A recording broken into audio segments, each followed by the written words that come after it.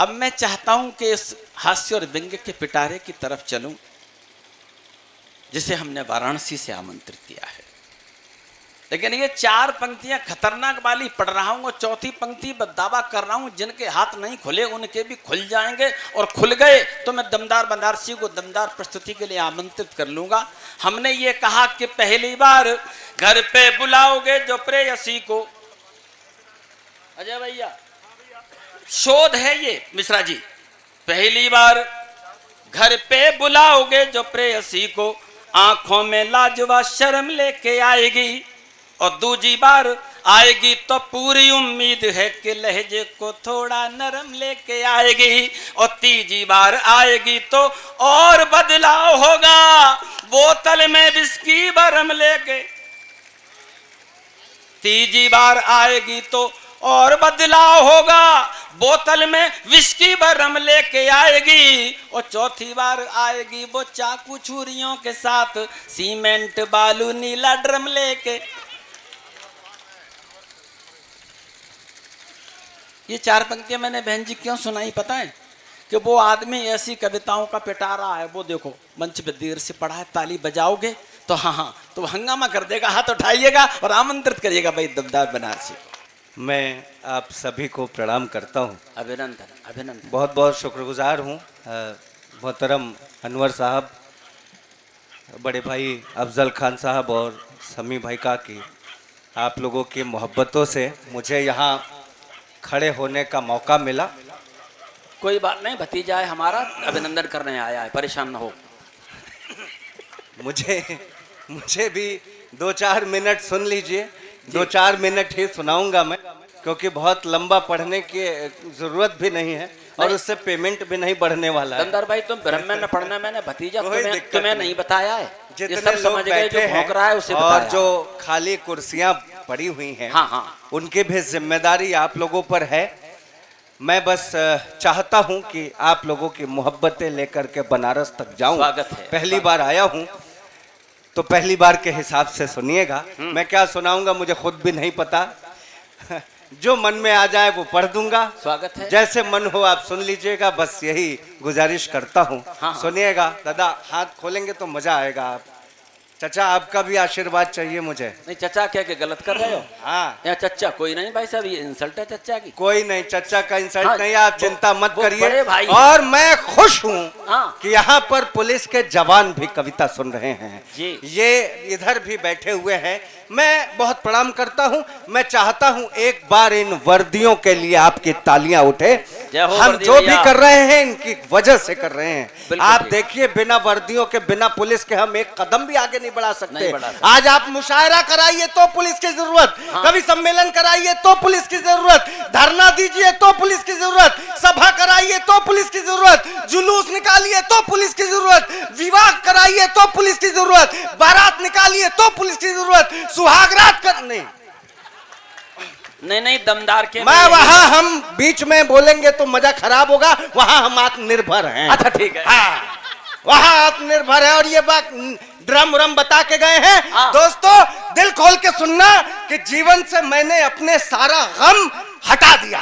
हाँ, जीवन से मैंने अपने सारा गम हटा दिया। वो मुझसे प्यार करती है ये भ्रम हटा दिया। जिस दिन से मेरी बीवी ने धमकाया है मुझे, उस दिन से मैंने घर से नीला ड्रम हटा दिया। जिस दिन से मेरी बीवी शाबाश। बहुत प्रणाम करता हूँ। बस ऐसे सुनना, ऐसे आपकी मोहब्बतें चाहिए मुझे। और ये बहुत बढ़िया पढ़ के गई और मोहब्बत की बात कर रही हैं। दोस्तों मोहब्बत करने का असल तरीका मेरे से लेके जाओ। नौजवान खुददार लोगों, मोहब्बत का असल तरीका मैंने निकाला कि दिल की बात दिल में हो, नहीं तो ताड़ में जाए। दिल की बात दिल में हो, नहीं तो ताड़ में जाए। महीना प्यार वाला जेठ या आषाढ़ में जाए। तुम एक साथ 6 से कहो आई लव यू, एक भी आ गई तो ठीक, वरना भाड़ में जाए। एक भी आ गई तो हाँ, मैं बनारस का रहने वाला हूँ। बनारस में सच बता रहा हूँ, फर्ज कीजिए आप बनारस के जाम में फंसे हूँ, आपके आगे कुछ लोग अर्थी लेके जा रहे हो, गलती से आपने उनके पीछे हॉर्न बजाया, अर्थी लिया हुआ आदमी पलट के बोलता है, इससे भी पहले जाओगे क्या? गजब का मजाक नहीं, मामला गजब का है। हमारे यहाँ तो सर एक कहावत है, एक मान्यता है कि माँ गंगा की गोद में आप 1 रुपए का सिक्का डालो और कोई भी मन्नत दिल से मांगो हाथ जोड़ करके, हफ्ते 10 दिन में वो मन्नत पूरी हो जाती है। एक नया जोड़ा आया था बनारस घूमने के लिए, गंगा स्नान के बाद तुरंत जेब से 1 रुपए का सिक्का निकाला, गंगा की गोद में डाला, हाथ जोड़े, मन्नत मांगा, पीछे हट गया। वही काम उसकी पत्नी भी कर रही थी, पर्स से सिक्का निकाला, गंगा में डाला, हाथ जोड़े, मन्नत मांगी रही थी, तब तक पैर उसका स्लिप कर गया, गंगा में चली गई, डूब गई, मर गई। पति तुरंत दोनों हाथ जोड़ के उछल के बोला, वाह रे गंगा मैया, इतनी जल्दी मन्नत पूरी हो जाएगी कभी सोचा भी नहीं था। तो ये सच बात है, मजाक नहीं कर रहा मैं। आप देखिए महाकुंभ लगा था, महाकुंभ आप सबने सुना, सबने देखा, महाकुंभ लगा था, लेकिन कुंभ की एक रवायत होती है, महाकुंभ से जब समाप्त होता है तो जितने भी नागा साधु होते हैं वो मसान में, शमशान घाट पे, बनारस में मणिकर्णिका पे जाके सिद्धि करते हैं, तब वो अपने घर गुफाओं में, कंदराओं में लौट करके जाते हैं। अब बता रहा हूं, ये नया जोड़ा नहा करके गंगा जी से सीढ़ी चढ़ रहा था, विराट स्वरूप 6 फुट के एक हट्टे कट्टे लंबे चौड़े नागा बाबा का दर्शन हुआ। नागा बाबा का दीदार करके एकदम दोनों खुश प्रसन्न, मियाँ बीबी दोनों घूम के बाबा के पैर पकड़ लिए, नागा बाबा आशीर्वाद दो, बाबा इधर घूम गया। उन्हें लगा बाबा नाराज है हमसे, वो फिर घूम के आए, नागा बाबा के पैरों में गिरे, नागा बाबा आशीर्वाद दो, नागा बाबा पैर झटक के, अम्मा छोड़ो यार, मैं कोई नागा वागा थोड़े न हूं, वो तो गंगा जी में नहाने गया था, कौनो कपड़ा चुरा के भाग गया। ऐसा होता, मजाक नहीं कर रहा हूं। बहुत अच्छे, ये आशीर्वाद देने आए, आपके साथ ऐसा ही हो। शुक्रिया। नहीं, सच बता रहा हूं, आप कभी बनारस गए कि नहीं? गए। बनारस में एक बहुत फेमस चौराहा है, गोदौलिया चौराहा, वहां की घटना बता रहा हूं। लाल बत्ती जल रही थी, पूरा ट्रैफिक रुका हुआ था। हाँ। एक बुढ़िया जल्दीबाजी में रास्ता पार कर गई, ट्रैफिक हवलदार सीटी बजाता रह गया। हाँ। बुढ़िया नहीं रुकी, हवलदार दौड़ के बुढ़िया के पास आया, ए दादी कब से सीटी बजा रहा हूं, सुनाई नहीं देता? हाँ। बुढ़िया बेचारी रुआसी मुंह बना के बोली, ये बेटा, ये उम्र सीटी सुनने का थोड़े ना है। सर मजा लेने की बात है और कुछ नहीं, बस मजा लीजिए। मैं तो 4 मिसरे देता हूं। देखिए हमारे यहाँ और आपके यहाँ में बस जरा सा अंतर है, आपके यहाँ से हमारे यहाँ से बस जरा सा अंतर है। फर्क इतना है कि आप एमपी चुनते हैं, हम डायरेक्ट पीएम चुन के आते हैं, इसलिए हम अपने शहर पे गर्व करते हैं। आजादी की लड़ाई में जब पूरे हिंदुस्तान में तिरंगे को बैन कर दिया गया था तो बनारसी हलवाइयों ने तिरंगी बर्फी बनाकर अपना योगदान दिया। नहीं, ताली बजानी है तो एक साथ बजाना। हाँ, कि बनारस की धरा पर क्रांतिकारी खूब जन्मे हैं जो फांसी चढ़ गए, लेकिन हमारी बेड़िया काटी। जरूरत जब पड़ी आजाद भारत को बनाने की, वहां हलवाइयों तक ने तिरंगी बर्फियां काटी। बहुत अच्छे। मैं अपने शहर से बहुत मोहब्बत सर बता रहा हूं। ऐसा नहीं है कि मोदी जी के पहले डेवलपमेंट नहीं था, पहले भी डेवलपमेंट था शहर। मैं बड़े चैनलों पे जाता हूं, अजय अंजाम भैया के साथ एक बड़े चैनल से फोन आया और उसने कहा कि दमदार भाई, रुपया गिर रहा है, इस पर आपको कविता करनी है। मैंने कहा कर दूंगा। उसने कहा जरा आप बनारस से आते हैं, मोदी जी के खिलाफ में कोई बात नहीं होनी चाहिए। मैंने कहा कैसी बात कर रहे हैं? मैंने मोदी जी को वोट दिया है, जिताया है, उनके चुनाव प्रचार में गया हूं, उनकी गलती ही नहीं है। रुपया गिर रहा है, इसमें मोदी जी की क्या गलती? सच बताइए, आप बताइए, रुपया गिर रहा है, इसमें मोदी जी की क्या गलती? रुपये की गलती है, वो गिरा क्यों? हाँ। मैंने जवाब दिया सर। हाँ। मैंने कहा 56 की उम्र में रहीम राम गिर पड़े। हाँ। हनीप्रीत जानती है इश्क का फितूर है। क्या कहने? अच्छा, एक बहुत जिम्मेदारी के साथ बात कह रहा हूं। हम न तो किसी एक पक्ष को निकाल सकते हैं, न तो किसी एक पक्ष को रख सकते हैं, वो भी वैमनस्यता के साथ। मैं एक सच बता रहा हूं, अभी कुछ दिनों पहले आरएसएस प्रमुख मोहन भागवत जी का बयान आया कि हम ये जो हिंदू और मुसलमान में आपसी द्वेष आप दिखाई देता है, आपको दिखता है, हिंदू कतई मुसलमानों का विरोधी कभी रहे ही नहीं है, नहीं तो मुसलमान यहाँ नहीं होते। आपने वो भाषण सुना, नहीं सुना तो यूट्यूब पे सुनिएगा, ताकि आपको भरोसा हो कि मैं सच बोल रहा हूँ। उनका ये रिकॉर्ड बयान है, मैं उनके बयान को पूरा करते हुए कह रहा हूँ। और ये चार मिसरे अगर आपको लगे कि मैं सच बोल रहा हूँ, चैनो अमन की राह में हर काम का दुश्मन, चैनो अमन की राह में हर काम का दुश्मन, इधर भी हाथ खामोश रहे तो मुझे अफसोस होगा कि मैं कहां खड़ा था।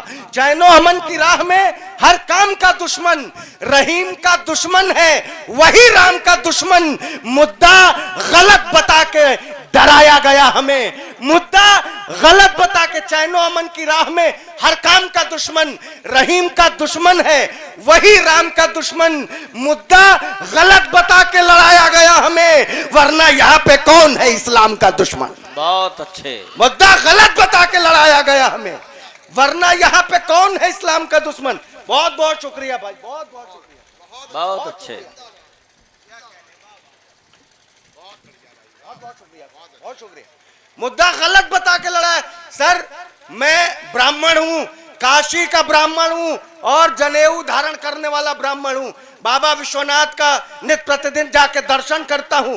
मुझे कोई आके हिंदुत्व का पाठ पढ़ाए, ज्ञान बांटे, और खास करके वो लोग जो भगवा चोला पहन करके और उल्टे सीधे काम करते हैं। चार मिसरे बंगाल चुनाव से निकाल के आपके बीच डाल रहा हूं। हिम्मत मैं कर रहा हूं, आपके अंदर भी हिम्मत हो तो सच बात बोलने पर सच वाली तालियां देना, अगर सहमत हो तो, वरना मुझे एक भी ताली नहीं चाहिए। मैंने कहा कोई त्रिशूल मत बांटे, किसी को बाण मत बांटे। हमें ज्ञान दे रहे हो, कोई त्रिशूल मत बांटे, किसी को बाण मत बांटे। कोई त्रिशूल मत बांटे, किसी को बाण मत बांटे। धर्म के नाम पर लड़ने का आप सामान मत बांटे। लगा के टीका जो मंगल को भी मुर्गा चबाते हैं, कम से कम वो हमें हिंदुत्व वाला ज्ञान मत बांटे। बहुत अच्छे। लगा के टीका जो मंगल को भी मुर्गा चबाते हैं, हमें आपके ज्ञान की जरूरत नहीं। हमारा हिंदुस्तान एक है, हमेशा एक रहेगा। हिंदुस्तान में हमेशा से एकता का परचम बुलंद रहा है। आइए मैं आपको इधर घेर के ले आता हूं। मैंने कहा रुपया गिर रहा है, इसमें मोदी जी की कोई गलती नहीं, रुपये की गलती है। वो गिरा क्यों? हाँ। याद होगा 56 की उम्र में रहीम राम गिर पड़े। बाबा हनीप्रीत जानती है इश्क का फितूर है। हाँ नहीं सच बता रहा हूं। 56 की उम्र में रहीम राम, दो चार आदमी ताली बजा रहे। भैया मैं आपकी कसम खा के बता रहा हूं, इस छंद पे बजाई गई आपकी एक एक ताली मेरे लिए ठीक वैसा ही काम करेगी जैसा बाबा के लिए हनीप्रीत किया करती थी। हाँ। बजाएंगे, अच्छा लगेगा। मैंने कहा 56 की उम्र में रहीम राम गिर पड़े, हनीप्रीत जानती है इश्क का फितूर है। एनडी तिवारी का तो डीएनए टेस्ट याद होगा। सर ये जो बाबा लोग है ना, सच्चा अगर कोई बाबा दिखता है तो वहां हिंदू भी जाते हैं, मुसलमान भी जाते हैं। एक नाम लेने जा रहा हूं जिम्मेदारी के साथ, अगर वो नाम आपको समझ में आ जाए तो आपका आशीर्वाद मुझे चाहिए। हाँ। सुनो, किसी की प्रेम कविता का सुसज्जित छंद हो जाओ बाबा, किसी की प्रेम कविता का सुसज्जित छंद, आवाज पहुंच रही है भैया? आ रही है। तो मुझे जताइएगा। हाँ। किसी की प्रेम कविता का सुसज्जित छंद हो जाओ, गरीबी में किसी के चीर का पैबंद हो जाओ, कृष्ण तो मिल ही जाएंगे। अगर भक्ति रही सच्ची, श्री राधा नाम जप कर तुम भी प्रेमानंद हो जाओ। बहुत अच्छे। अरे बाबा अगर सच्चा है तो उसके दरबार में हर कोई माथा टेकता है। यह प्रत्यक्ष उदाहरण है।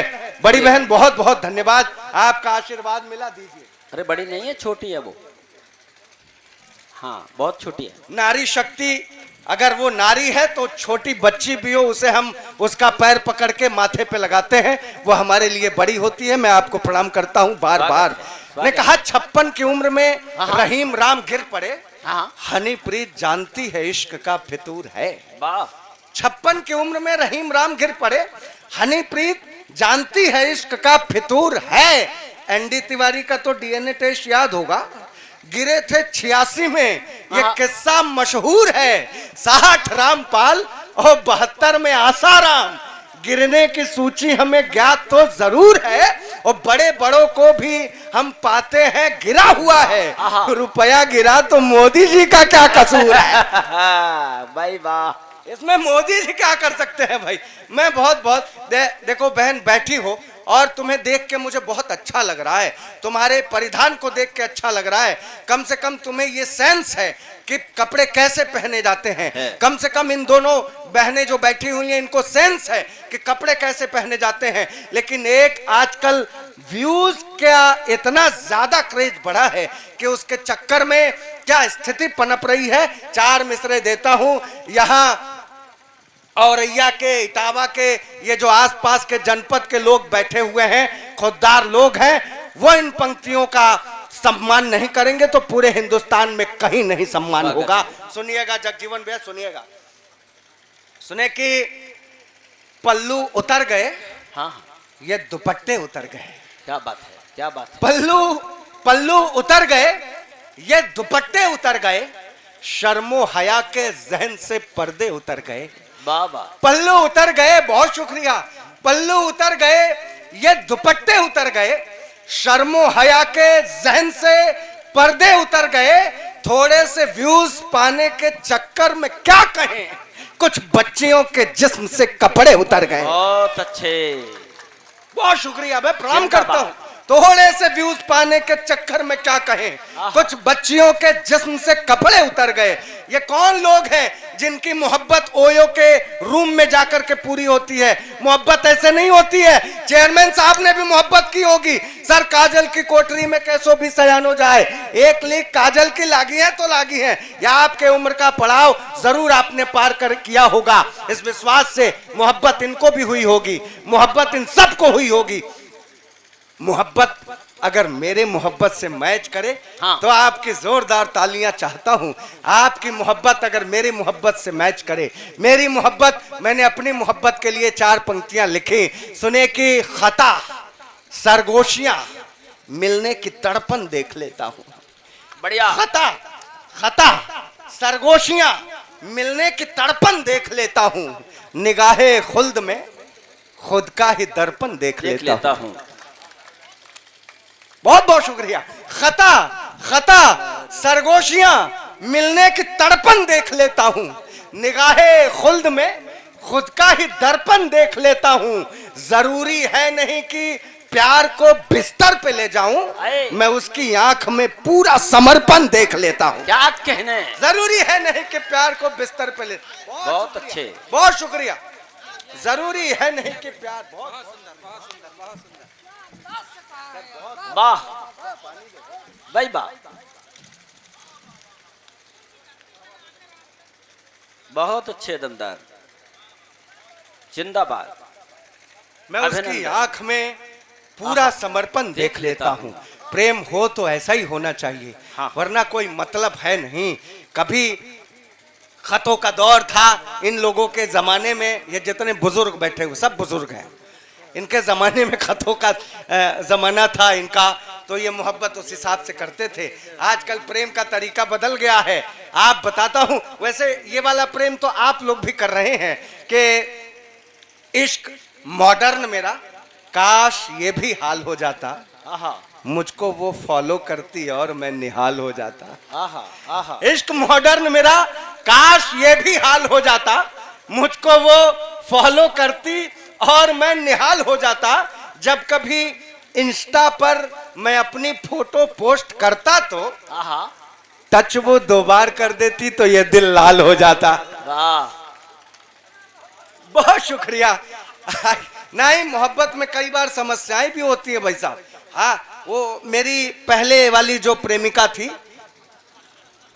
हाँ, अरे लड़कियां अक्सर कहती हैं मैं पापा की परी हूँ। हाँ, आप भी कहती थी। हाँ, नहीं कहा आपने? अब वो परियों का दौर इन तक खत्म हो गया था, ये इनकी सही उम्र बता रहे थे। क्या दिल को लाल हो जाता। हाँ, एक बार में समझ में नहीं आई, कुछ लोग कम समझदार होते हैं। सर, मेरी वाली कहा करती थी मैं पापा की परी हूँ। हाँ, मैंने कहा तुम पापा की परी हो तो हम लड़के क्या कोसी नदी की बाढ़ में बह के आए हैं? हाँ, तो तुम पापा की परी हो तो हम कुछ भी नहीं है। ये जो जितने खुददार लोग बैठे हुए हैं, कहा मैं पापा की परी हूं। मैंने कहा तुम बस ज़बान से बोलो नहीं, सामने आओ। ऐ जाने मन मुझको भी अपना जलवा दिखाओ। छत से ढकेल करके उसे मैंने ये कहा, हाँ। पापा की परी हो तो जरा उड़ के दिखाओ। हाँ। कहा मैं पापा की परी हूं।